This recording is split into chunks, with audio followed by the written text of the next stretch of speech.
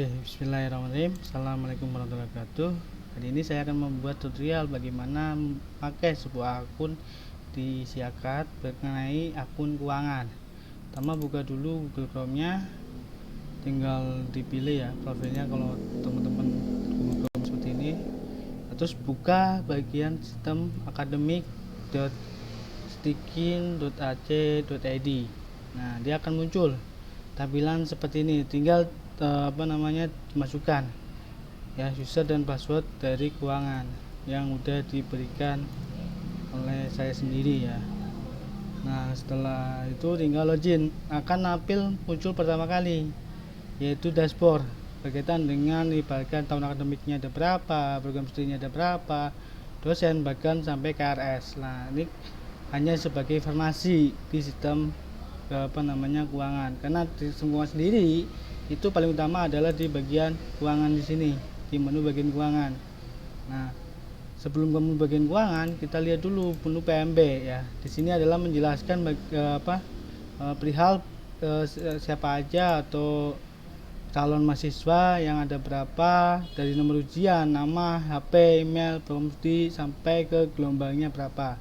Kenapa sih ini akan ditampilkan? Yang pertama adalah akan berkaitan dengan mahasiswa-mahasiswa yang mendaftar di Stikin ya. Di sini akan nanti muncul tagihan ya. Pertama adalah ke menu keuangan.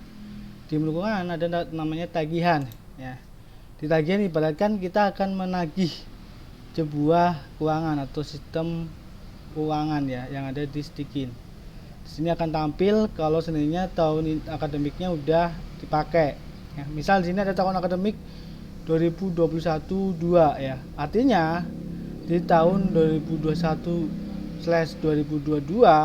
semester genap atau semester sekarang di angkatan 2021 dia akan mendapatkan tagihan yang terdiri dari misal prodinya pendidikan Konghucu, kelasnya reguler, gelombangnya gelombang 1, formulirnya mengenai formulirnya berkaitan dengan apa ya, misal KRS, kodenya, nama sampai ke action. Nah, sebelum ini ada pasti kita akan mengcreate ya, dimana contoh di sini saya akan melakukan klik ya atau membuat, dia akan muncul ibaratkan sebuah form ya.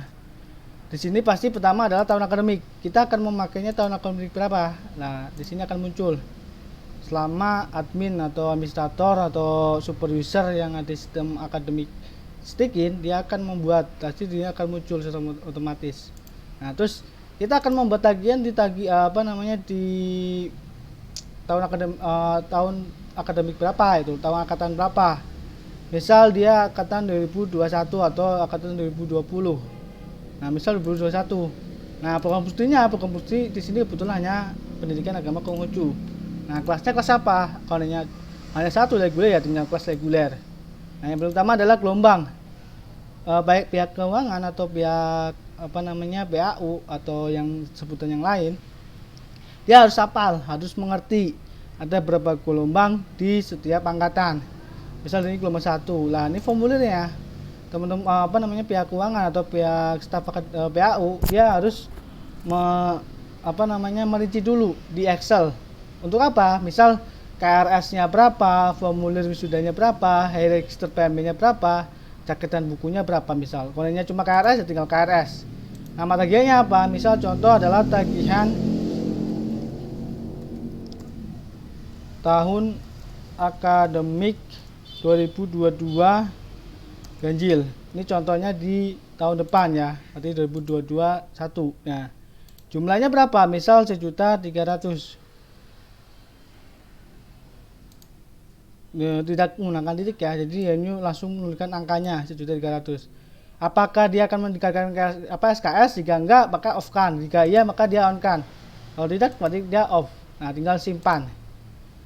Nah, di sini nanti akan muncul ya, kalau kita ibaratkan membuka ya tahun 2022, tahun angkatannya 2021, pemberinya Konghucu, filter, dia akan membuka hasilnya seperti ini. Jika udah membuat atau mengcreate ya, jika tagihan-tagihan misal per tahun akademiknya. Nah, setelah tagihan ini akan akan muncul, maka dia akan muncul di sistem siswa atau mahasiswanya ya.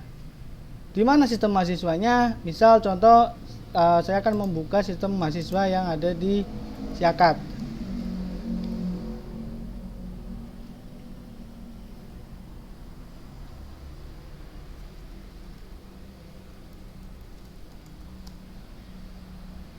Nah, contohnya sini, saya akan membuka sistem mahasiswa yang 2021.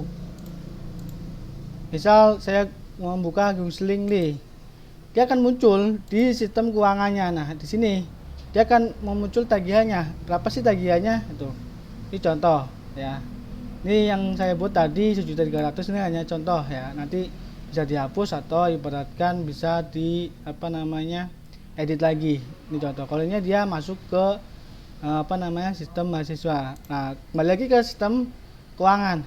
Nah, setelah melakukan tagihan, selanjutnya adalah pembayaran. Tinggal klik tombol pembayaran. Nah, di tombol pembayaran tinggal kita create ya. Ini hanya untuk filter pembayaran, ini hanya untuk melihat data-data yang udah membayar. Misal di sini ya. Kalau yang akan menambahkan, tinggal klikkan lagi. Ya, pastikan hafal NIM-nya setiap mahasiswa yang membayar. Misal contoh di sini adalah saya menggunakan NIM-nya Guseng Lee ya. Di sini tinggal masukkan, tinggal cari, dia akan otomatis masuk dan dia akan tampil tagihannya, tagihan berapa yang akan dibayar. Ya, misal tagihan yang semester 2021 semester genap misal ini. Nah, jumlah SKS-nya berapa?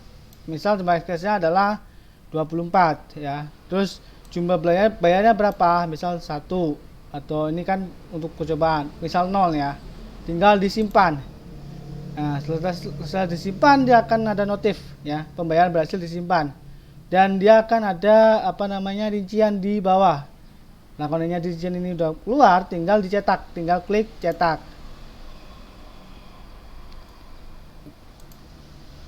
Dia akan otomatis mendownload. Kalau saya menggunakan IDM, dia akan download dengan IDM. Nah, tinggal di open, dia akan muncul kwitansi seperti ini ya.